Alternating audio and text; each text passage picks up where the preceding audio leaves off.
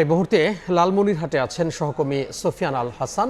আমরা সরাসরি চলে যাচ্ছি তার কাছে। এই মুহূর্তে রয়েছি লালমনিরহাটের আদিতমারি যে উপজেলা রয়েছে সেই আদিতমারি উপজেলার স্পার বাঁধে রয়েছি।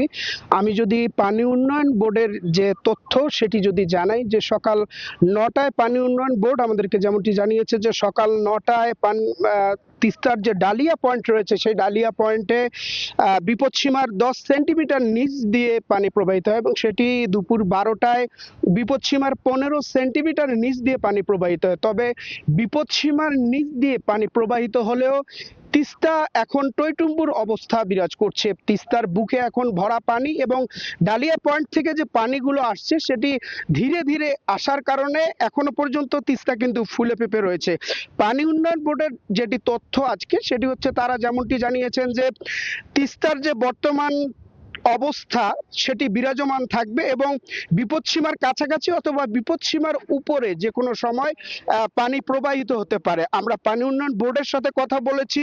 পানি উন্নয়ন বোর্ড যেমনটি জানিয়েছেন যে তিস্তার যে দুর্ঘটনা প্রবণ যে জায়গাগুলো রয়েছে সেখানের জন্য তারা জিও ব্যাগ প্রস্তুত রেখেছে। যে কোনো ধরনের দুর্যোগ মোকাবেলায় তারা কিন্তু সবসময় প্রস্তুত রয়েছে।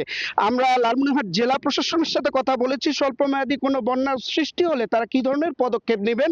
তারা আমাদের যেমনটি জানিয়েছেন যে লালমনিরহাট জেলা প্রশাসন যে কোনো ধরনের দুর্যোগ মোকাবেলায় তারা সবসময় প্রস্তুত রয়েছেন, এমনটি জেলা প্রশাসন জানিয়েছেন। আমরা এখানকার স্থানীয় যারা আছেন বাসিন্দা তাদের সাথে কথা বলেছি।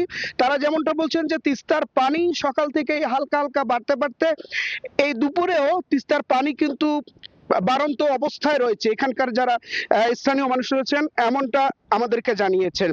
তো তিস্তা তীরবর্তী অঞ্চল থেকে আমি যেমনটি জানাচ্ছিলাম যে এখনো তিস্তার এই নিম্নাঞ্চলে পানি প্রবেশ করেনি, তবে যে কোনো মুহূর্তে পানি প্রবেশ করার সম্ভাবনা রয়েছে যদি পানির বাড়ন্ত এরকম থাকে। তো লালমনিরহাটের তিস্তা থেকে এই ছিল সবশেষ। সরাসরি যুক্ত হয়েছিলাম উত্তরের জনপদ লালমনিরহাট থেকে।